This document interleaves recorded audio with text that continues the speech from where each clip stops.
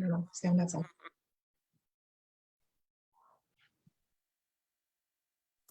I believe we're live.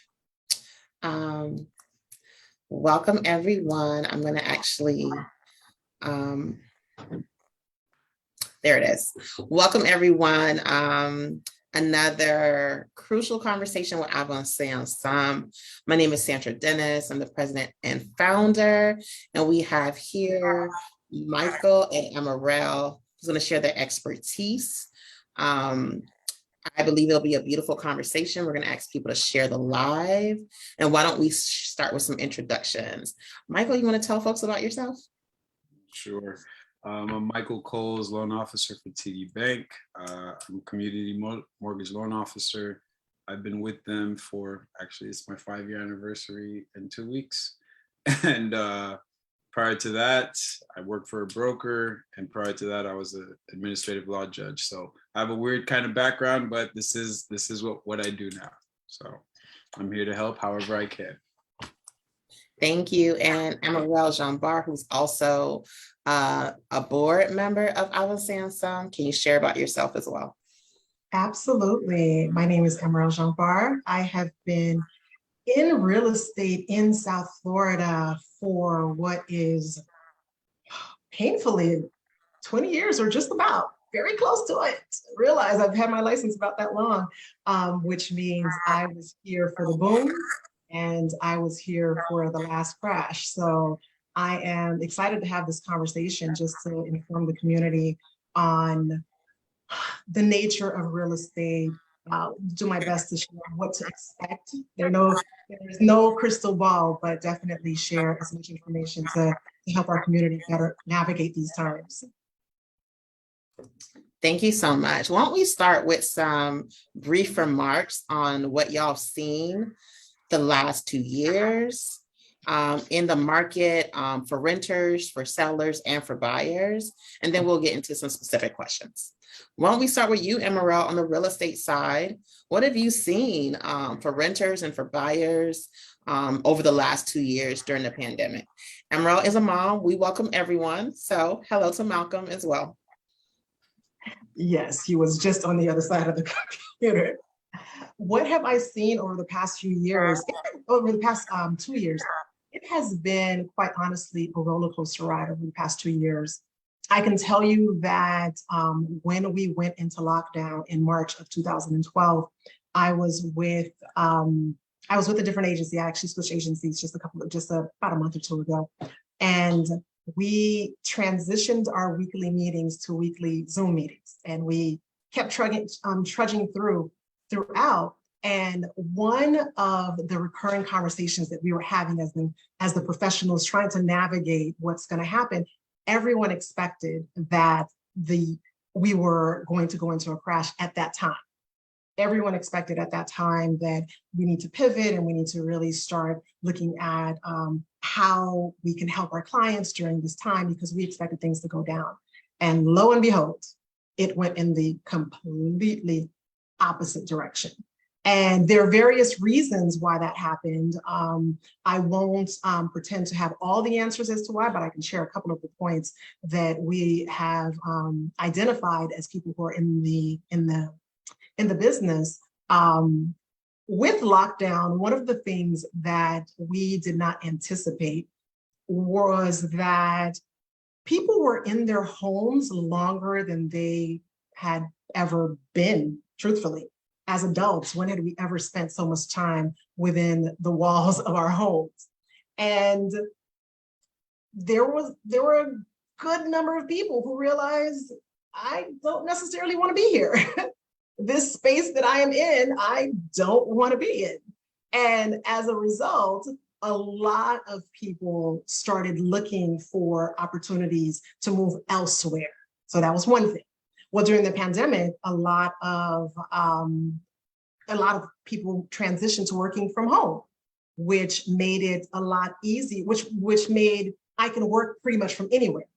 So now there are people who are able to keep their jobs, keep their same income, but they can do it from just about anywhere. So why do it in the snowy places when I could possibly do it somewhere where it's sunny. And South Florida being one of those places that's not just sunny, but we are a no tax state. We are no income tax state, which made us that. So number three, which made us specifically that much more attractive to the rest of the world. Can I So- interject too, Amaral? We also never closed. And so people who were in New York and California, my sister who was in Massachusetts, their government shut down. Clubs were closed, bars were closed, and they were isolating for real, for real. And in Florida, our beaches remain open. We never had a full shutdown. And so when people were like, I'm over this, I want to be in places where it's open and it's free for all, they came here. Yep. And then we combine all of that with, well, with the pandemic, we need to figure out how to keep the economy going. So interest rates just kept getting chopped and getting chopped and getting chopped. And that has a direct impact, impact on mortgage rates, which Michael can speak more about. So that perfect storm led us to unprecedented, like this, the rise in housing prices is unprecedented. Even at the peak, back in 2005, 2004, we were not here. And as in all of these factors came together and we found ourselves trying to figure it all out. I'm going to piggyback off that a little bit. You hit the nail on the head on everything you just said, to be honest. All the people moving down from places where they were making upwards of $150,000 a year, and they're coming to a Florida where people average out less than $50,000 a year.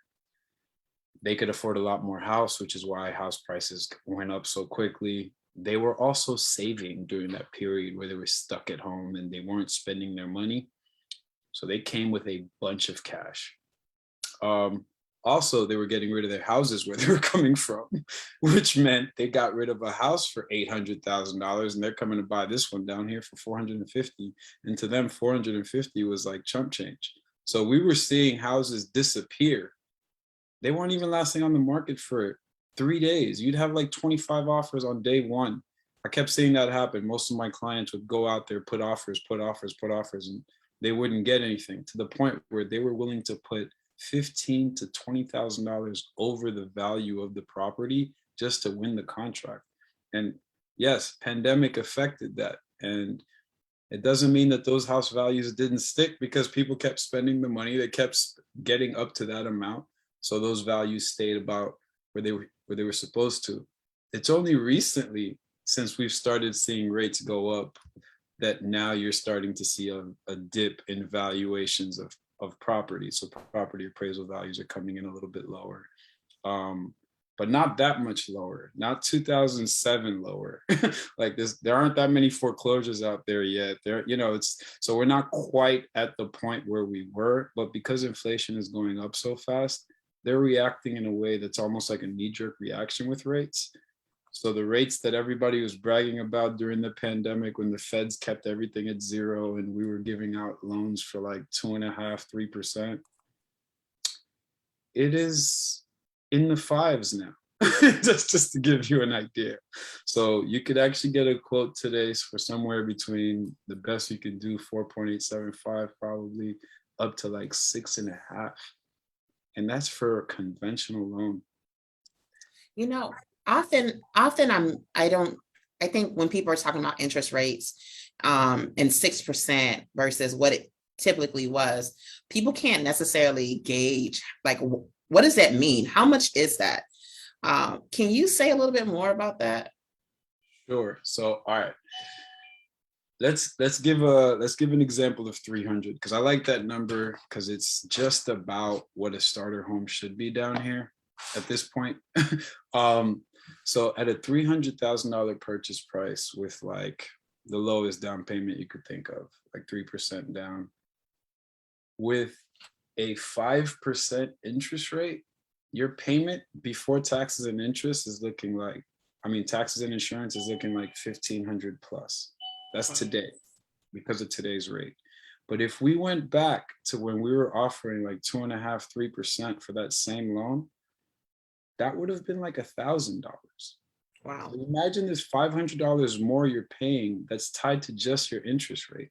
And remember, all lenders collect interest before everything else. So that first 8 years that you're in a loan, you're mostly paying interest on your monthly payments. For people that are homeowners, I get to see their mortgage bill. If you see your mortgage balance, like the principal balance, and you've only bought within the last 5 years, you're going to see it hasn't really gone down that much because you were mostly paying interest. So it's the last 8 years of your loan, of your 30-year loan, where you're actually paying down the principal and it's going down Wow. really, really quick. Yeah. So yeah, interest rates make a difference in the monthly payment, but that shouldn't deter people from buying if that's what they're trying to do. There is a way around it. Like Amaral said, this is a business that ebbs and flows, right? So prices go up, prices go down, but prices tend to come back up. They never stay down. That's the only thing about South Florida that's always going to be a constant. People are always going to want to live here because of weather and other factors, tax and things like that. But if the house prices are going up and down, so are rates. So rates Right. will be they might hit their peak by the end of the year or maybe next year at some point. We don't know because I can't predict that. It's whatever the feds do, then the market reacts, right? But even if it peaks and you end up buying at the peak, right? As long as you could afford that payment, it's okay. Because when it's time and the rates come back down, which naturally they will once they catch up with this inflation problem, just refinance it. And you'll drop your payment by $500-$600 a month and you're back to something comfortable. Thank you for that. Let's talk about what's happening in South Florida real rental market.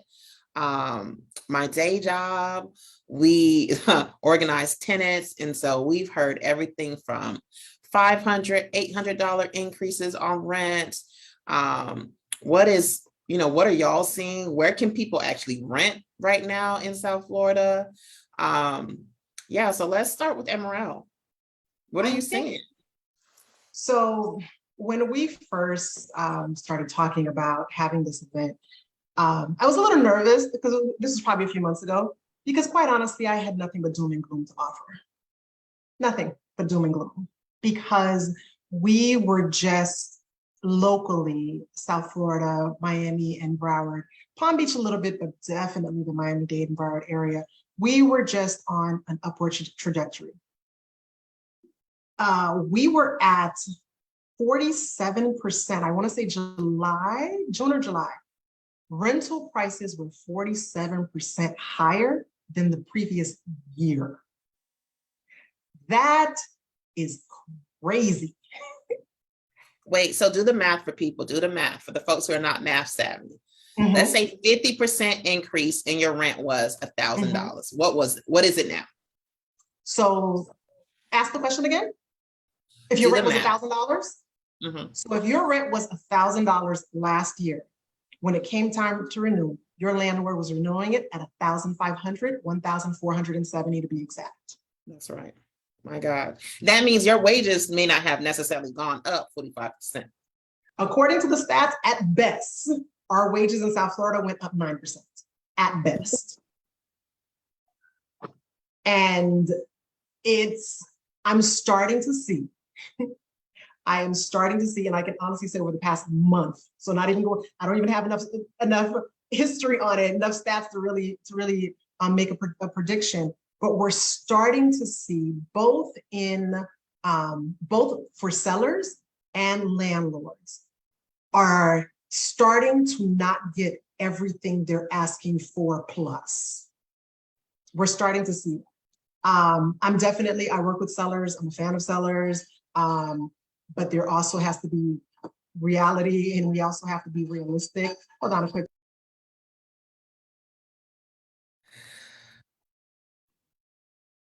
No, she's 100% on the money. Go ahead, Alma. I'm in here with veterans. We're here for the babies. We're here for them. We are starting to see some hope.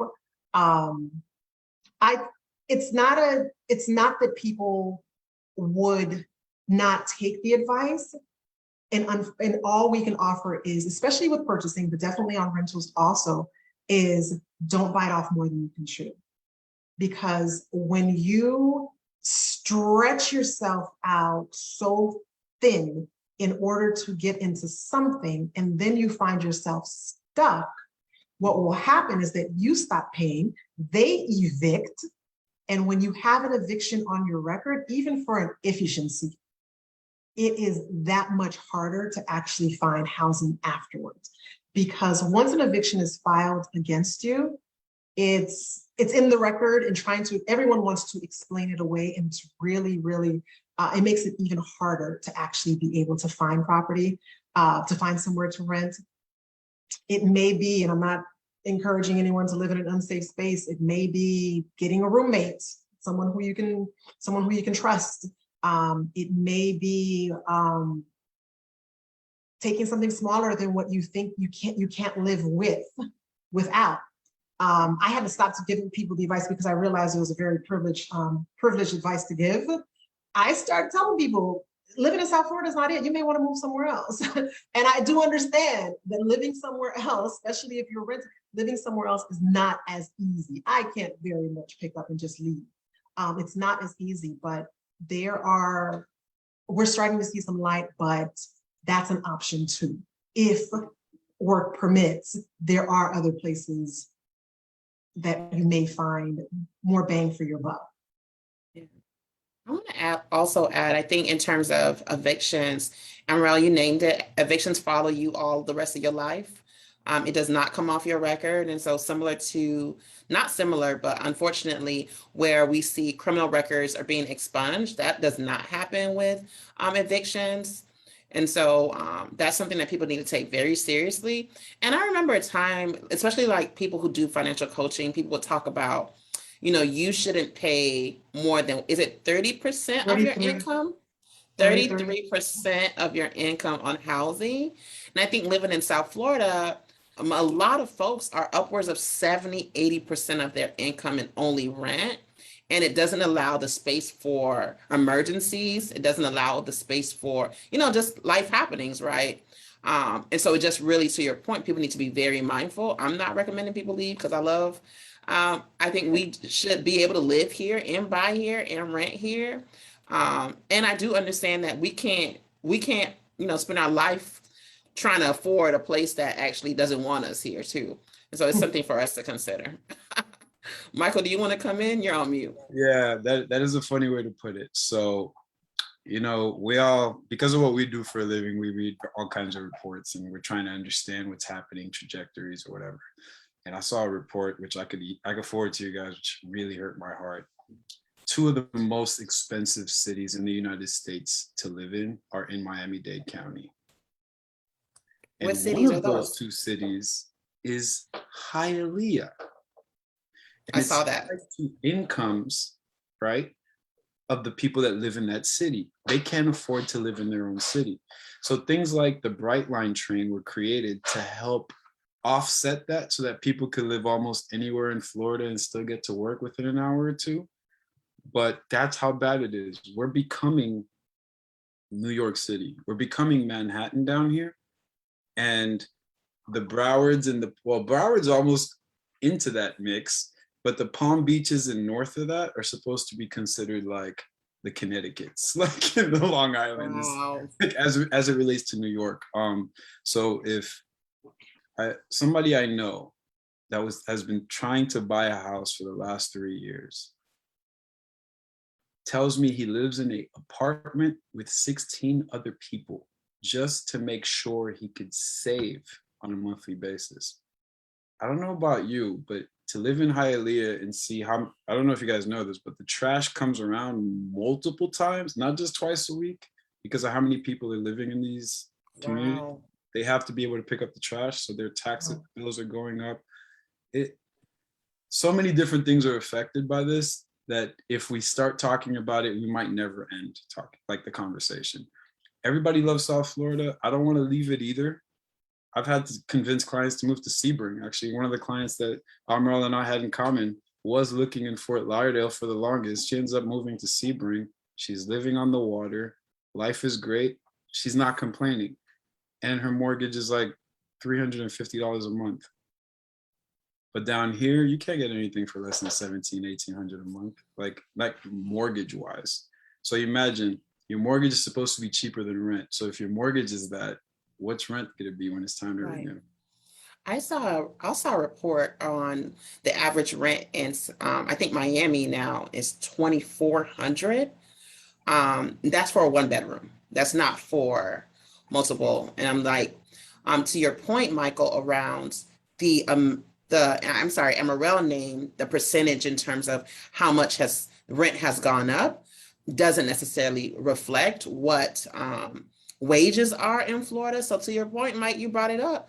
People coming from New York, coming from Boston, coming from California. My sister says this to me on a regular basis. Entry-level teachers coming in Boston, $75,000, $80,000. She's like, tell the Florida teachers, come on down to Boston. I'm like, we don't want the cold weather. And at $80,000, that for sure, I would say makes sense for the market that we have. But when your baseline entry level, $35,000, $40,000 for teachers, they're actually priced out. And so we've been hearing this from teachers. We've also been hearing this from residents in like medical residency programs, et cetera. They can't afford to be here. We also have college students who attend who have flown, who have moved to attend FIU, who can't afford student housing, because student housing is market rate housing. It's not, most of it is not discounted. And so these are folks who are also impacted by the increase in rent that we're actually not talking about. And if people don't go to school in Miami, they're actually most not likely to remain here in South Florida either, because many folks actually stay in the places where they study. And so it's going to have lasting impact if people are not able to go to school here, people are not able to find work where they can pay their bills. And then I have another sister. I have 3 sisters. My sister in Atlanta is just let everybody know Atlanta is closed for business as well. Let's go to, I have a question in the chat. Someone said, doesn't our elected officials have a major effect by raising taxes and making building units easier? I don't know if that's something that y'all can answer. I can start and maybe y'all will chime in. For sure, any kind of development that's happening in the city or in the county has to go through government. It has to get approved, et cetera. So for sure, there's definitely a supply issue. There's another thing, putting on like a policy angle, is like Florida is not a pro-tenant state. And so there is not lots of policy and laws around some kind of stabilization of rent, right? And so in certain states, you can't bring up rent more than 5%, more than 10% a year. That's not the case for Florida. This is why we're seeing the doubling of rents, 50% more from time to time. And then I'll just say, someone told me in one of our cities that they've been given rental assistance through the city, and there are tenants who come in who have a month-to-month lease, who come in every 3 months with a higher rent. And I imagine, Emerald, these might be people who may have had an eviction, and so they can't get like a full-on lease. They're they're having a month-to-month, and these are the implications that happen, is that you have to pay more upfront. I've heard people have to pay 6 months ahead versus the 3 months. And then when you don't have a strong contract, you're on a month-to-month, they're saying, hey, we're bringing up this rent. They said $500 twice on the same person they've already given rental application assistance to. So it's the wild, wild west out here. We also want to make sure that you're getting a lease renewal, because it can fall through the cracks. It can, especially if you're dealing with, landlords or, not necessarily huge companies, but individual landlords, it can easily fall through the cracks that by default, if you have a 12-month lease and we have laid out the terms, these are what the terms are, I agree to do this and you agree to do that, at least for 12 months, I have something to back me saying what we have agreed to. And landlords can't arbitrarily raise your rent during your lease term. What will happen is that 12 months from then, you continue paying rent, and they continue collecting it, but no new lease has actually been signed. You are by default month to month. So it's not even as a result of your history or you month to month. You're by default month to month. And so by the time they start raising rents, he is literally under my elbow, y'all. His father is not here. Malcolm? You're crushing me. Hi, Malcolm. I want to name, to your point, Emerald, so many people don't know that. People don't know that if you're not signing a lease every year, you're actually on a month to month, right? So for instance, I had an apartment before I became a homeowner. I was living there, I think 6 years, and I only signed the lease once. I loved my landlord. However, it didn't dawn on me that I actually wasn't a month to month. I actually didn't have a contract with him until I started doing this work. And I'm like, whoa, I'm out here, I can be put out at any point and not. And in Miami, specifically, just to be clear, when they want to evict you initially in the beginning of the pandemic, you only got 15 days notice. People didn't have to give you a lot of notice. If you're on month to month, 15 days is all that's required. Yeah. Let's go. If anyone doesn't have any comments, I'll move into a buyer's perspective. So I know there's a supply shortage, mortgage rates are high right now. Any hope? I know y'all talked about it a little bit, but anyone want to add a little bit more in terms of what buyers are experiencing? I know Michael named some people putting 10 to 15. I know people who have put up front on top of the appraised rate, 30,000, 40,000. Yeah. So what do y'all have to say to people who are still considering, have done some of these things? What are y'all recommendations for people who are in the market right now? I have a suggestion. When it comes to the market, the way it's flipping now, I wouldn't be doing that anymore. That's for sure. This is the wrong time to be putting more than the appraised value on a contract. But would you have done it before? I'm cheap, so probably not. I probably would have waited. That's just the way I work. But I had clients that did it anyway. And this because they really believed they wanted that property and they saw themselves in that property for at least 30 years. And you can't tell somebody that their thought process is wrong. What they see for themselves is what they see for themselves. You just have to warn them about the pitfalls. So as long as they know what they're signing up for and they're okay with it, you have to let them do it.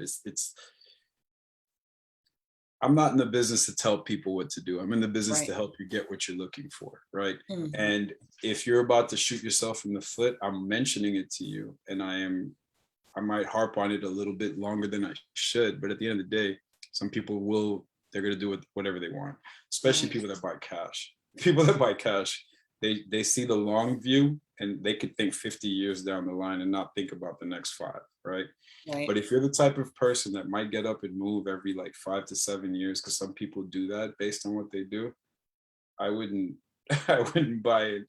I wouldn't pay over asking in a market that's flipping, because it's kind of going the other way around. You're supposed to have more things working for you as a buyer right now, because sellers are holding on to properties a little bit longer, at least on my side of things.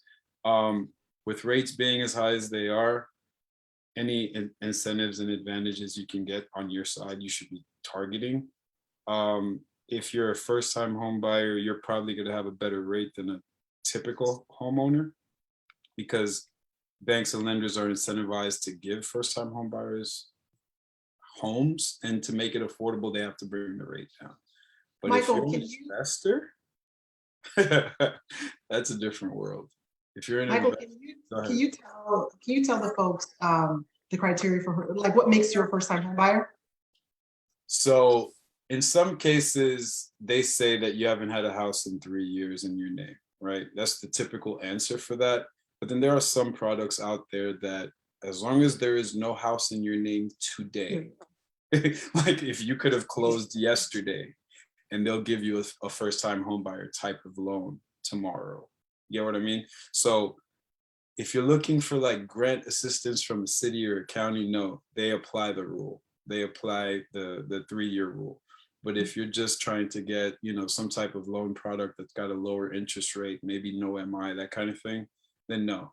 and you just need to not be on anybody's title. Like no deeds have your names, and they will search for it. So if you try to claim that you don't, they will find it. It doesn't matter if it's in another state or not, they will find it. And let me say, folks, it is not worth it. It is actually a federal offense. It is called mortgage fraud. And they may never, and I tell people all the time in my other life, it may never come up. We get, especially in our community, we hear it all the time. Oh, this is how they do it. Oh, Intel did it and nothing happened. What happens is that there are randomized samples of things at times. And if randomly it's on your doorstep that it happens to fall, it's not worth it. And every once in a while, whether it's the federal government or whether it's whoever, they like to make an example just to remind people that things are what they say they are, even if they haven't enforced it in a while. Just Yeah, think so of Trump's we- tax accountant right now as she's saying what she's saying. All right. You never know when it's going to come back to get you. But yeah, when it comes, you might be serving 20 years, and it's not even worth it. Not worth it. There's a few questions in the chat, but I want to make a statement around appraisals. It was Amarel Jambar who enlightened me that when you go over the appraisal, the bank is not going to give you that money.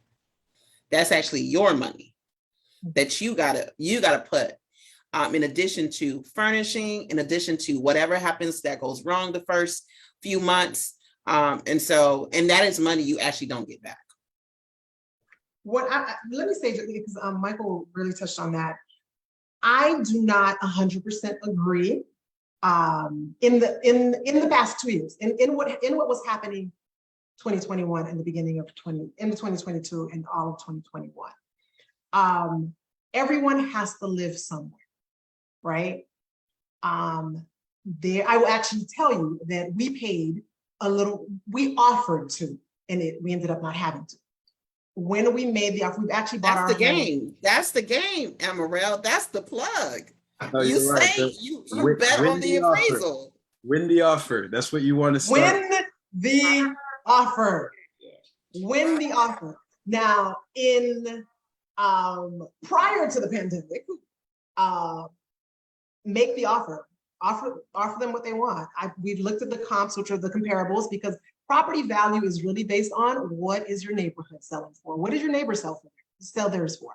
If your neighbor had a fire sale and they had to run out of town and they had a new job and they had to go and they let it go for $50,000 below, and another house nearby kind of did the same thing for whatever their personal reasons happen to be, that's how your property value is determined. Your property value, it's not, oh, my house is worth 500 and it will always be worth 500 or more. Your house can be worth 500 today, and 3 of your neighbors sell at way below that, and your house is now worth, based on what the company is that you're keeping, what's around you. So we look at comparables and we compare what's selling and what hasn't sold, what's sold in the area, and the sellers will come up with a price. In the market that we are exiting, sellers would come up with a price, and all sellers that I have met, 99.99% of them, believe that their item is worth more than anything else that has sold around there. Always. If my neighbor's house sold for this, oh, but I have my screens are brand new. I have brand new screens on the house. Surely it's worth more than the neighbors. List it for whatever they want. In a traditional market, I'm going to give you the offer that you want. Okay, you think that this pen is worth $500,000? Sure. Here's my offer. I qualify to pay $500,000. Here's my offer for your $500,000 pen. We still have to start the process. So I win the bid. It is now I'm under contract. Now I take it over to Michael, and Michael starts doing his thing, TD Bank starts doing their thing, and they're processing the loan. One of the things that has to happen, Michael has to order an appraisal, because I may be willing to pay more than what it's worth because I really love this pen. But TD Bank is not willing to give me whatever percentage of that just because that's what I agreed to. So TD Bank comes out, they send a professional appraiser does what appraisers do, they're whole professionals, so don't let my comps don't count as appraisals. So they come up with a number and they say, this is actually what it's worth. TD Bank, So wait, Well- not what Redfin says is worth? Redfin, Zillow, stop letting the intranets tell you what your property is worth. Zillow, and I'm not to disparage, not to defame, they don't update their information as frequently as the market. It doesn't keep up with the market as the market moves, not as quick. So you're looking at Zillow and Redfin, and I actually like Redfin. Actually, I think their information is probably, based on my experience, is probably the most accurate that I've seen, kind of keeping up. But you're looking at what the appraiser says is what it is. And TD Bank will lend you based on what the appraisal says. If you were getting 95, if you were putting down 5% and they were going to lend you 95, that's what they're willing to do. In a traditional market, which I hope is where we're heading right now, I, as your agent, will then go back to the seller and say, the appraisal says that your pen is only worth $300,000. This is what it's worth. I can't buy it for next year's price today. And typically they would agree. We would find some middle ground and typically bring it down to the appraised value. What was happening last year and the year before was I happened to have some cash laying around. Like Michael said, I sold my house in New York. I sold my house in California. I have cash laying around and I know that there's a lot of competition. There's not a lot of inventory. So therefore, I'm willing to give you, it's like a craps game. It's like literally, no, I have 20. I'm putting another 20 on. And it's like, no, I have another 25. No. And you end up $50,000 above the appraised value, which is even way more above what the seller was even looking for. And unfortunately, that now creates, now what did I say? How are comps created? What did the neighbors' houses sell for? So although the appraisal came in and said it was only worth 300, let 3 of those houses or more in my neighborhood sell because people came out of pocket. Now that's what the market is saying. The properties are now worth because they're worth what someone's willing to pay for them. And 3-4 people have paid around this amount. And that continued the climb, which is how we got here. We have a question, and this is from Michael. How about if you had a home for more than 5 years? Are you eligible to get another FHA loan? Yes. So yes, you can. It's actually possible. FHA only cares about you making sure you're moving into a primary residence, right? So as long as you sell the home that you're moving out of, there's no issue there. You could also refinance the home and turn it into an investment or whatever. And as long as FHA is not worried about having multiple loans with your name on it, you're good to go. You could keep tapping back into FHA. It's not set up just for first-time home buyers. Actually, FHA is set up for people that have lower FICO scores. So that's actually what the product is for. And no matter what your FICO score on an FHA loan, you're gonna get the same rate as long as you have their minimum FICO score. So brokers use 580s, banks use 620s. If you have a 620 or a 700, it doesn't change anything on the FHA loan. But when it comes to the conventional side, it's like night and day.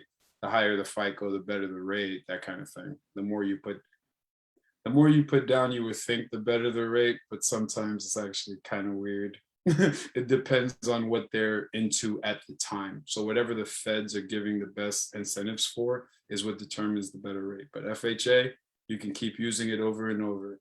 And I prefer FHA for things like duplexes, triplexes, quads, because you could start with 3.5% down and not have to put any more than that when it comes to the down payment amount. So you could buy something that's technically an investment property and still get a return on investment with that.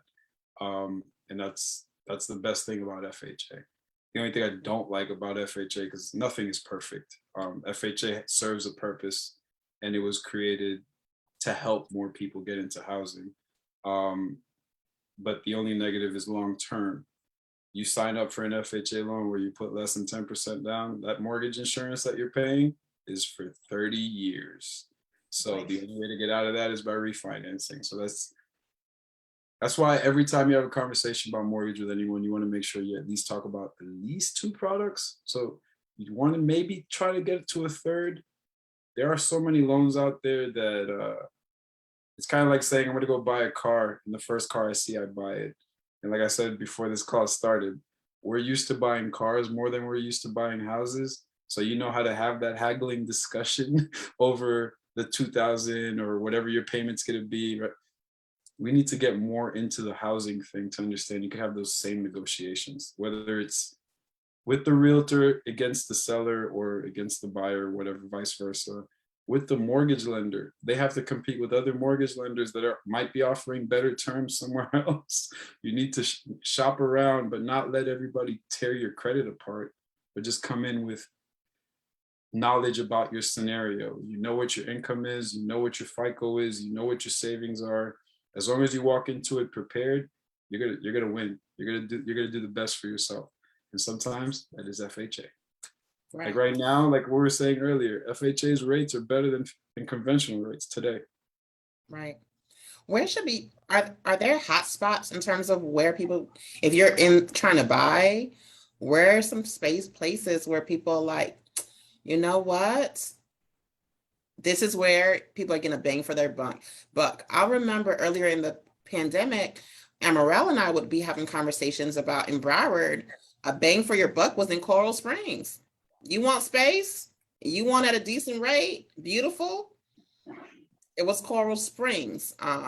But are there any suggestions from what y'all are seeing in the market in terms of what seems to still be a little bit reasonable or coming down faster than other parts of the Tri-County area?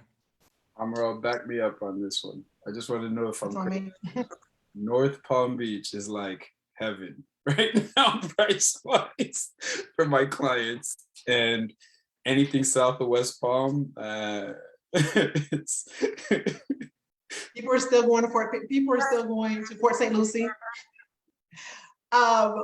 Dade and Broward have not yet, and I don't know if that echoes me. But Dade and Broward is not. I have not yet started to see major dips, but we're cooling off. For example, DOM, days on market. Days on market are going up. You're seeing more listings that perhaps as the realtor, I laid out the information for my seller, but at the end of the day, we work for them. So we listed the property at the price that they thought where they wanted to be. And as those days on market start to climb, we are actually seeing more and more decreases. So that's actually a great place to look if you're a buyer working with your agent. It's a great place to look is at properties that are back on the market, because it means that they had gone under contract for whatever reason. It doesn't always mean that something was wrong with the property. Maybe someone else, maybe the other person's financing fell through or something else, but there is more incentive for a seller to work with you. And we're seeing that more and more. We're seeing all over the county that prices are starting to, what we're listing for, and what's happening within a week or two. And usually because we came from a market where if I list it, it is gone, especially if it was somewhat reasonable. If I list it, it is gone. Now, if it's been on the market a full week and I'm not getting a lot of traffic, I know that I'm not priced well. If it's been on the market 2 weeks, then definitely sellers are reacting faster than they used to prior to the pandemic. Whereas let it sit out there for a month and see what happens. If this property has been sitting out here for a month and you have gotten very little traffic, if you actually want to sell it, it's time to pivot. It's time to make some other choices. So right. All over the county, I feel that we're finding more and more, we're bringing our sellers back to reality. It was a good ride while it lasted. It was a good ride, but. I have some people in the chat. Stacy, hi Stacy. Coconut Creek and Tamarack is coming up in Broward. I don't know, and maybe that's on the renters and buyers side. I am in Tamarack, and so there seems to be some some space for people at the 300 mark, and just above or just below that still may exist in Tamarack, but this was like a year ago, so I'm not sure. At the 300 mark for what? Stop playing. Condo? For a single Condo? family. Don't say that out loud. Stop saying that. Okay, well, Ask me again in 6 months. Ask me again in 6 months. But even today, we're still, single families are still a major fixer-upper that you're coming in and most likely not being able to get that FHA loan, probably a FHA 203K or something else that for renovations. But a house that the roof is intact and plumbing and all of that is intact, I'm not seeing single families in the 300s yet. Maybe low 300s, maybe Lauderhill, maybe middle of the county, we might be seeing more. But Tamarack, Coconut Creek, I haven't started seeing it yet. yeah. I like to say to folks that, when people are, saying a 3-bedroom, 2 or 500,000, that's $500,000. And when we say $500,000, it sounds different from 500,000. I think we should just call it what it is. As we we're about to move to the questions on sellers, but in terms of buying, are there any other things that y'all want to mention in terms of what people should be thinking about as buyers? People are talking about the housing stock, whether or not there's actually supply. I remember there was a point during the pandemic, people couldn't find homes to buy. I want to say that magic number they say we have 3 months worth of inventory right now is what they keep repeating over and over. I'd love to see it because I still flip. There's nothing to flip out there. So at least not at a price point that makes any sense. So yeah, supposedly 3 months, but I do see more people putting up properties for sale that are staying on the market, like Amro just said. Even though I live in a neighborhood that's it's kind of like Tamarack, but I'm in Kendall, right? So I'm in Miami, and in this neighborhood, I never thought prices would get to this point. And $500,000 is like normal now here. Like I have my next door neighbor is a mechanic. The guy across the street's a painter. You know what I'm saying? Like it's not like I don't have like doctors, lawyers, and right accountants around me, and everything around here is 500. But once somebody just sold one of these houses that had like efficiencies tied to it for $980,000. And I was like, how did you get that done within the last 30 days? So the market still isn't doing what we expect it to do. People are still making decisions like that, even though with all the numbers that Amaral and I could have, you would think that shouldn't even be happening anymore, and it's still happening. So that house brought the value of my house up, thank you. But yeah, I still don't understand what's happening with the market. But when it comes to advice for buyers, even grant programs are running out of money fast now because everybody realizes they need it. Like I just saw something about Palm Beach. They ran out of funds for their SHIP program already. You need to keep your ear to the ground, find out what's out there that could help you. Find out if there's incentives from lenders to try to help you cut the costs or get Amaral to get the seller to give you some credit or something. At the end of the day, you're trying to save money getting in. But that being said, don't be discouraged from buying because no matter where we are, the prices are going to keep going up because we're still in South Florida. Unless this whole state goes underwater, we're going to be able to sell. We're going to be able to make our money back when it's time. And the equity is going to be there eventually. You just got to make it through this rough patch. That doesn't mean you can't find a deal. You might be able to, especially if properties are staying on the market over 30 days. Because that wasn't happening at all like 6 months ago. 6 months ago, properties wouldn't even last a week. And they'd have backup offers where they're waiting for somebody to fail so that they could take their earnest money deposit and move on with the next person. So this market is it's hard to understand, but we're always going to be okay. And let me say with buyers, there's a stability, and understandably, get with a great mortgage person who can help you figure out what all of your options are. I am still a huge fan of purchasing. is purchasing real estate, especially if you're buying a home, a primary, somewhere for you and your family to live. Because there is, and we have seen it as a result of this market that we've been in over the past couple of years. And quite honestly, the past 20 years has been a roller coaster ride. It's been, and then off. It's, so we don't know what else is coming, but there is stability that comes in home ownership. And, you know, this isn't my PSA, but a little bit of my PSA. There is a stability that comes in that 47% rent increase between last year and this year. If I owned my home, I didn't feel, that does not mean that there were not expenses, and we can get into that. That doesn't mean that there are not expenses that go into having bought my home.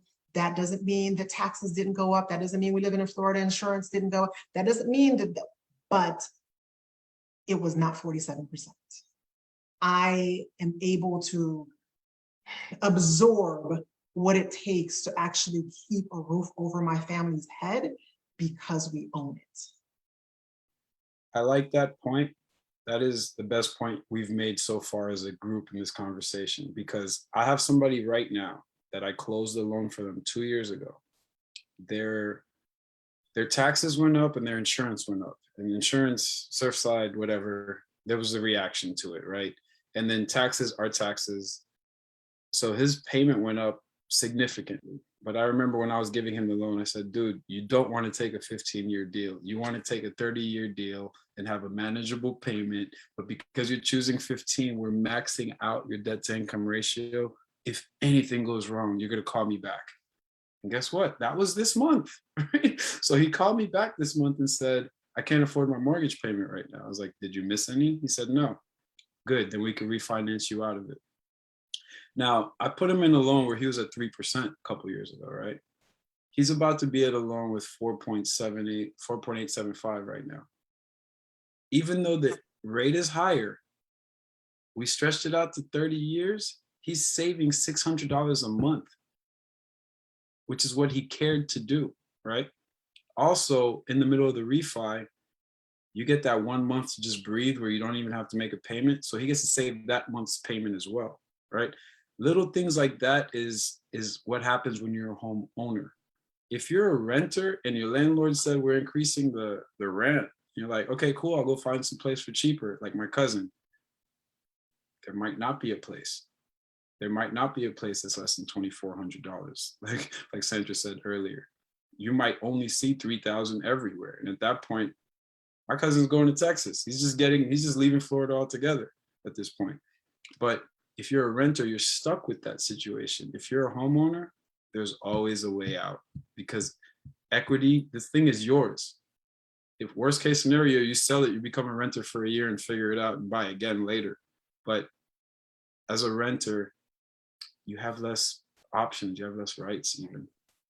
I even think about like the forbearance that mortgage owners or people who had mortgages was able to have, where, you know, the government gave them space to figure it out, to catch up if they needed to, in grace, right? And that was not afforded to renters. I think the other thing for us, in terms of, I would say on some, because we have such a diverse target group. Some people are buyers, are looking to buy right now. Some people are actually sellers. And there are other people who are renting and really is feeling the brunt of this housing crisis. Is that, the Secretary of HUD came down and said, Miami is the epicenter of the housing crisis for the nation. So it's not, you think, it's just you. It's really something that the nation has said, that we are leading in terms of increases of rent, the nation, especially as it relates to wages. And so renters really, this is a crisis. If you have the ability to own, if that is a privilege that you have, to Amarell and Michael, there's so much more securities and lots of things, expenses, furnishing, things break, all that, hurricanes, property, insurance, all that. And oftentimes you're able to negotiate with the banks. You're able to buy yourself some time in ways that sometimes corporate landlords are not willing to negotiate. So just want to name that. And I want to also take a look at any thoughts around sellers. I know we kind of talked about sellers already, but should people be like, oh, I'm putting my house on the property? It seems like that we're going in the other direction where it's no longer a seller's market. I think it's a good time to sell. I think that if you're, and be reasonable if you're selling. Be reasonable if you are selling. It is perfectly reasonable to look at what has sold on the market, look at the comparables in your area, and put your property on the market at a reasonable price with reasonable expectations. Our expectations became very unmanageable on the seller's side because of what was happening last year. We are no longer in that place. If selling is something that you're considering, this is probably a good time to do it. And to be honest, we don't know where things are as things start to stabilize. I don't personally, on my professional side, believe that South Florida is heading for a crash, because we keep talking about, there are some of the researchers and smart people on the YouTube that are still predicting that even in South Florida, we will see that. I predict that we are going for a cooling off, that we can afford for prices to come down a little bit. And that may not be popular, but we can afford for prices to come down a little bit because they have gone up so high so quickly.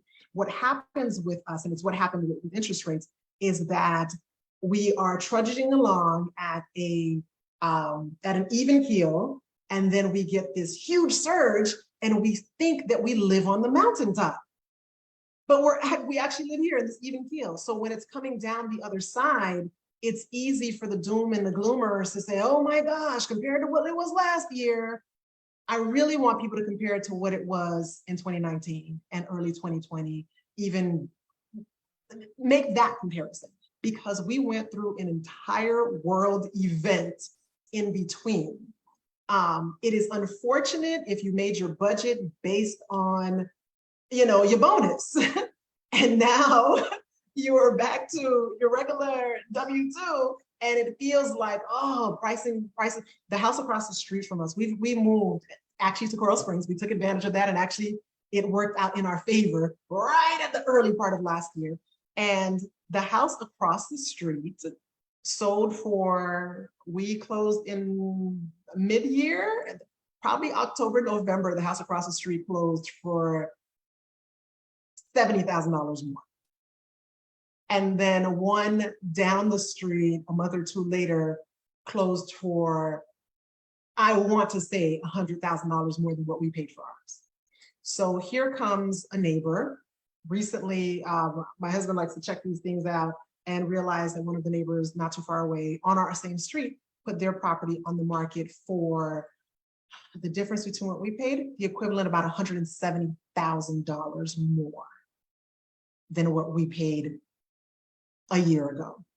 And it sat on the market for a little bit and ended up selling for about $30,000 less than what they listed for, because we're no longer in that same place. So there is definitely hope.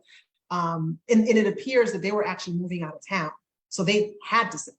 So there's still opportunities out there. We can still make our money, and not necessarily just because it's cooling off, the sky is falling. And one thing I want to say for sellers, Sandra mentioned briefly during the pandemic, forbearance and all of those other things that happened. There has been a moratorium on foreclosures. And so therefore, and even coming back from the moratorium, like the official moratorium, it's been very slow in getting some of those people that are behind and they're delinquent. It hasn't started flooding in yet. And it may not flood in because the forbearance really helps some people get back on their feet and pick up where they left off, and they're continuing on. But because we're talking to our community, I want to say it, put it out there. If you find yourself in the position of, oh my gosh, for whether it's a job loss, whether it's whatever has put you in a position where you find that you are in foreclosure, I implore you, instead of allowing the bank to actually take your house, sell it for whatever they're going to sell it for. Now you actually have a foreclosure on your record. I implore you, especially in these days, because many properties still have much equity, instead of letting that foreclosure actually happen, find a trusted real estate person, sell the property. Chances are, if you're this far off and you're going to lose the property anyway, do not allow the foreclosure to happen. It hurts you more. Give me a sec, baby. It hurts you more in the long run. And there's a possibility there might be money sitting in the house. I actually have done this with clients who called me up because they needed to do a short sale. And the short sale is where I owe more than what the property is worth. They just heard the term short sale, knew that their property was going to be sold by the bank. Can we do a short sale? Come to find out, house is worth significantly more than what they owe. We turned around and sold that house, took $100,000 and bought a condo at Century Village. But they didn't know that. So if you ever find yourself in a position that you're facing foreclosure, if you cannot come up, once we're 3, 4, 5 months behind on mortgage, the chances of actually catching up outside of the forbearance time is very difficult.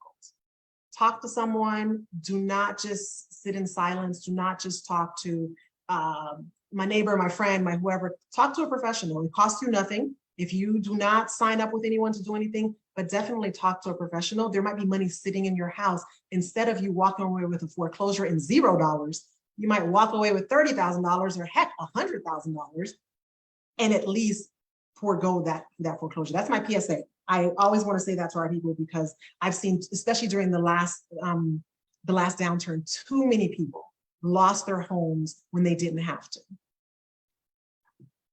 Thank you, Amaral. There's one more question, and then we're going to start to, we're going to ask Michael if he has any final comments. I'm sorry, any comments on for the sellers, and then we'll do final comments. The question here is, what about if there is a foreclosure, how about, is there economic relief? The question says from AHF, or is that, I'm not sure what AHF is, but I'm not the expert. Is it FHA, maybe? Is it FHA? Is there economic relief for foreclosures? Doesn't ring for me real fast. He just wants to be a part, so therefore he's here now. He's here. He's around. That is cute. Economic relief. So the way that I know that people get help when they're in these situations is usually through these, we have nonprofits all over down here that help with this specific problem, right?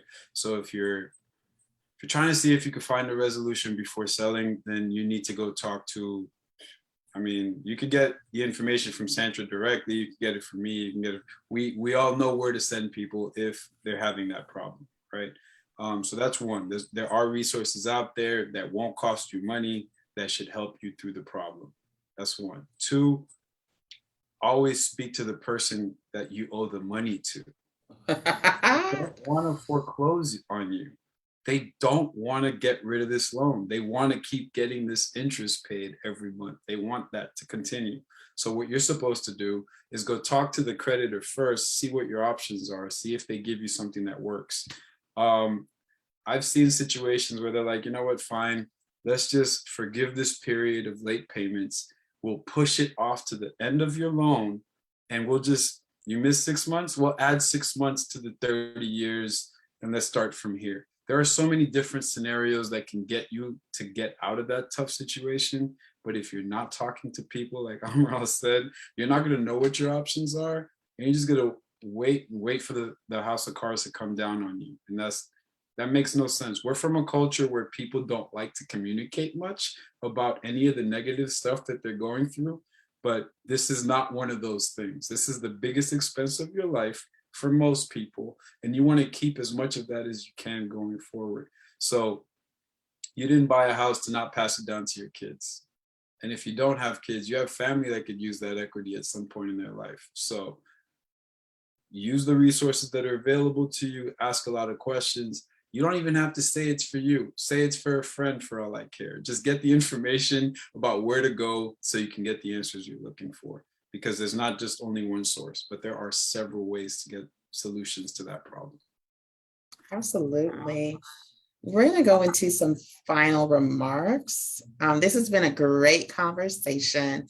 We have covered so much from what's happening with renters right now in the market, buyers, people who are trying to buy, y'all got your money together, been saving all throughout the pandemic, and also people who are trying to sell, take their money and run right now. And so let's round this out. What are some final remarks about everything that we covered around this housing crisis? Let's start with you, Emerald.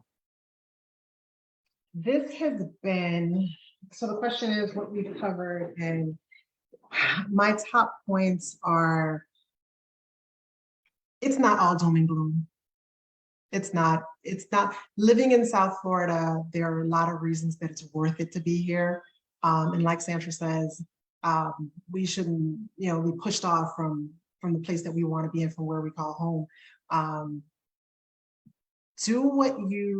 Preparation is key.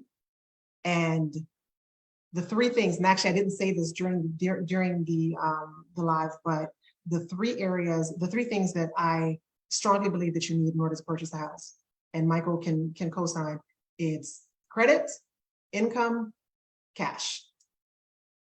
If you are thinking about purchasing, and as Haitians in America, the things that I have seen our parents accomplish on almost no dollars an hour, where there is a will, that doesn't mean it's easy, especially in South Florida, because it requires a lot. But if you are thinking about purchasing, make sure, check on your credit today. You might not be thinking about it until next year. Check on your credit today. Do whatever you can to maintain your strong credit score. If you're thinking of purchasing, there are grant programs out there, but you do need some of your own money, because getting in the door is not the only expense. Owning a house has expenses that come with it, whether it's getting your home ready once you've purchased it to move into it, whether there are repairs that you have to do. There are always unforeseen things with home ownership. Get into the habit of saving as much money as you possibly can, even if you qualify for a program. And then thirdly, you need 2 years of verifiable work. If those two, verifiable is the key term in that. A lot of us are entrepreneurs. I'm an entrepreneur. I totally get it. We're doing our thing. And Michael will remind you, I'm put on my tax hat for a minute. If you are thinking about buying and you're an entrepreneur, you need 2 years of consistent tax returns that actually show income. I don't know how many times I have had people tell me, no, I make the money. If you're not reporting it to the IRS and we can't verify that the money is made, there's no way for a bank to actually vet that.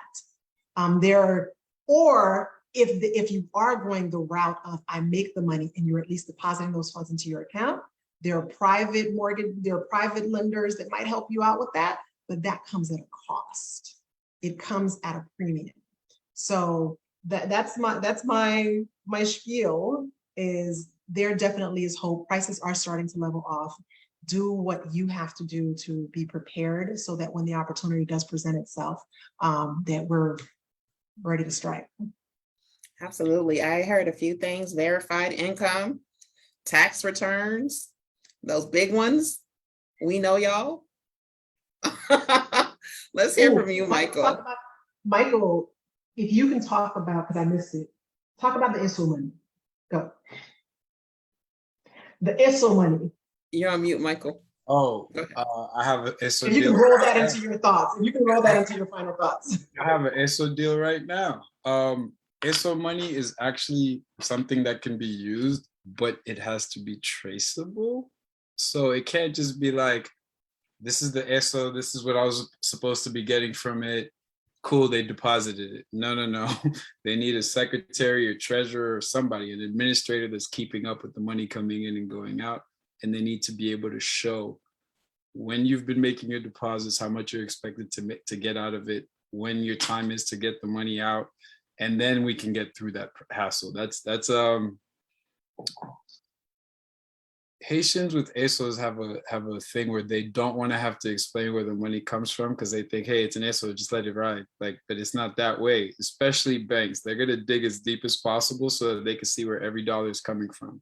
So when it comes to purchasing a property, even refinancing a property, if you're gonna be claiming you have savings, it can't be under the mattress. It can't come from somewhere where we can't justify it. So you can't just walk up to the ATM and just put $3,000 cash today, put another $3,000 cash tomorrow, and expect that, yeah, I have $6,000. No, you don't.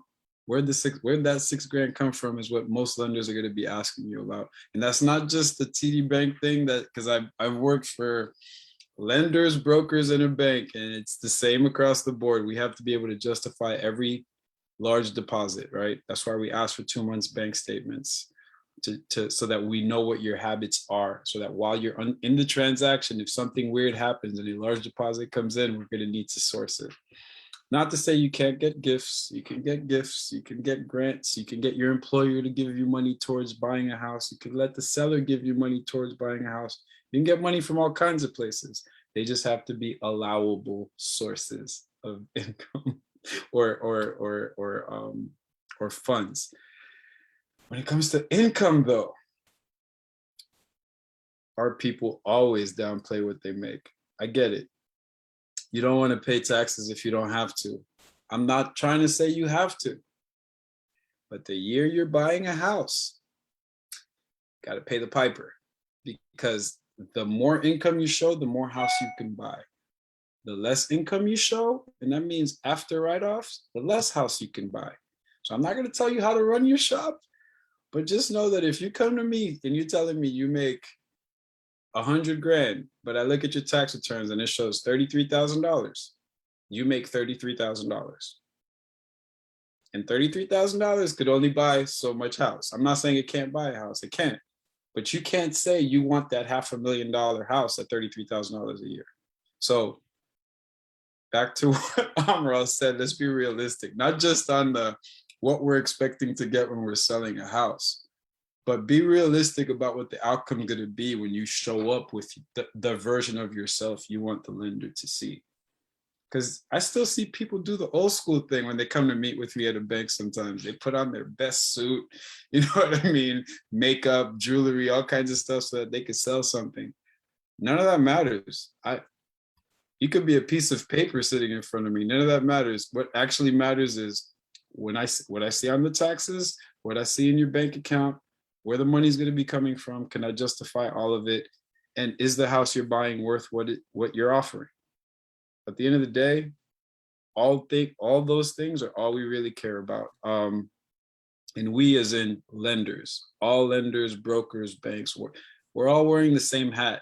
We might offer different products, different types of loans, different rates, but at the end of the day, we're all doing the same thing, and the loans are going to the same types of places. So there are investors that buy loans. So if you deal with a broker within 30 days of closing your loan, you're going to get this notice that says your loan's been sold to X. Then 6 months later, you're going to find out your loan's been sold to XY. That might happen a few times. Don't worry about it. That's normal. As long as you know who you're writing your checks to, and your monthly payments are clearing every month, it doesn't matter who owns your loan, because they're still going to honor the terms of the agreement that you signed. So let's just stay there, because people are afraid of that in our culture. I want to know who I'm dealing with. As long as you own your house and you have a mortgage and the rate's the same and they're not hiking things up, it doesn't matter who owns your loan. Right. What else? For one thing we didn't get to talk much about is investors, because this is, I think Amaral and I both see it. This is a buyer's market for primary residences, because over time, you'll get back whatever happened with the interest rate. You'll get back whatever happened with the equity. It's not going to hurt you. But if you're an investor and you're thinking short term, if you're doing cash, do what you got to do. But if you're borrowing because of how much it costs to borrow as an investor right now, which is why you're seeing this stuff slow down, I don't think you should either. If the rich people that are investors are taking a pause, let's see what happens by December. But if you have cash, it doesn't hurt you, because you're not You're not giving somebody 10% Right. return on investment just to get the property. So, but yeah, That's a good point, Michael. I want to name that. So, and for investors at their interest rate, the math not mathing. exactly. Like, so every time you're looking at a deal, you're supposed to be seeing the return on investment. So you could Google it. Everybody that's in this world knows what ROI means. And if you're not making back a certain amount and it's almost not guaranteed, there's no point in getting into it. So the world has been showing us that we're supposed to be getting back to normal, right? Like normal prices. That's not the best time for an investor to be trying to squeeze a couple dollars out of something. That's Right. If you're gonna buy and hold and rent, that's fine. But if you're trying to buy to fix and flip, unless you're at the higher price points and you're guaranteed that you're gonna be making a certain minimum, it doesn't make sense to me. So first time home buyers, people switching primary residences. Another thing that I like about getting rid of your house now, let's say you want to upgrade. Like, for example, I've been living here way too long. It's time for me to get up and move. I'm cool with it. I'm okay with Kendall, but I'm tired of living in Kendall. I don't make sense here anymore. So I want to upgrade. I want to move closer to the east side. I want to move further north, right? Where the people I interact with are around me more, because I'm way too far away from my people. I could take advantage of this market. Why? My house is valued way more than it should be. So that means that when I cash out, the equity that I have is that much more of a down payment on the next place. So even if the next place is ridiculously expensive, I close the gap by selling my house. So let's say my house sold for, just gonna throw that number out since I already mentioned the neighborhood selling for 500. Let's say I sold for 5, right? But the house I'm looking at is $1 million. It's different. It's not really $1 million to me. I'm really looking at a $500,000 house, and because I don't have a mortgage, which is why I can say that. But like, let's say I did have a mortgage, and I'm looking at maybe a $700,000 house and not $1 million. Like, so you have to take things into perspective. You're sitting in if you own right now, you're sitting in something with a lot of equity. If you own down here, the equity, yeah, appraisals might have leveled out, but there's still a lot of value in the houses down here. Because houses that used to be in Little Haiti selling for 60,000 are selling for 500. So that's just My God, my paying for God. Little Haiti I right just want now. to make sure Michael knows I sell houses in Kendall too. I got you. I got your number. So that's a great Don't way let to Carl's close. friend tell you. Actually, I'll just say a few things about tenants. If you're a tenant and you need some support, need people to talk to, day job, I'm with the Miami Worker Center. We organize tenants. Happy to talk through what you're experiencing, especially if there's conditions issues and if there's like a dramatic increase in rent for multiple properties. Multiple units in a property. We're happy to further discuss what your rights are and what it needs to look like. But as we close, I want to thank y'all so much. I'm looking at some of the chats that I'm a part of. They're like, whoa, they're doom and gloom. I'm like, the market is doom and gloom, but Emerald, Shuts, and Michael let us know that there is some bright spots. North Palm Beach, you make the trip. There's some bright spots that we're seeing some leveling off. Oh, north, we're seeing some leveling off. And so we just wanted to ensure we have this forum to ensure that people have information, they have resources, people are clear and know where they can get some support and get some help. We want to be able to continue to do that for our communities.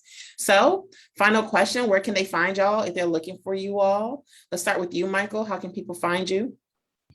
You could Google my name. Automatically, you're gonna find my picture, my cell phone number, and my email.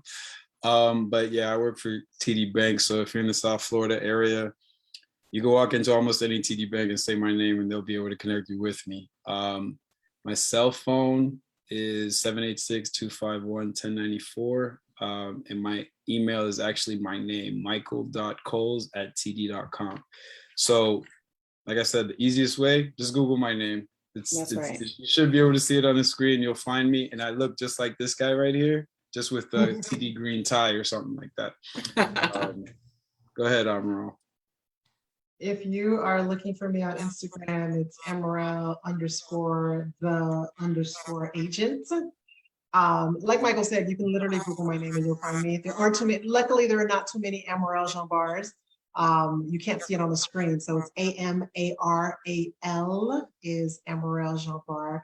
And I will be more than happy. I am an educator at heart. I'm not an educator. I didn't go to school for it, but at heart, I love helping people understand this stuff. I tell people that I was not a great banker. I was a banker once upon a time, Michael. I don't know if I told you that. And I was not for BOA. And I told people I was not a great banker because I preferred to spend, and I was in a Haitian neighborhood. I was actually down the street from Melrose back in the day. And I remember time helping people better understand what they were dealing with, whether it was their checking account or their mortgage or whichever, rather than make my numbers. So I don't think that made me a very good banker. But at heart, I want us to have information because those that can afford it have the information. And I'm actually going to look up the person on the chat who shared Hoffa. I actually started looking it up as we were on. Google it, others. I want to look at some more details as far as for Florida, what the limits are, but it is a housing assistance fund. If you're losing your home, that might be able to help. I'll look a little bit more into it before I try to speak on it intelligently. But at heart, I want to make sure that you have the information that you need to make the best decision that you can make. Buying a house for most of us is the biggest purchase we will ever make. And making those choices seemingly blind without enough information breaks my heart. That's because on the other side, we pay for it. So please feel free, look me up. I'll be more than happy to help wherever I can as far as with information. Thank y'all so much. Appreciate you all. We'll also drop your information on the video. We'll be sharing it out so that it can reach more people as well. I appreciate y'all so much and hope y'all have a great rest of your evenings. Good night. Everyone.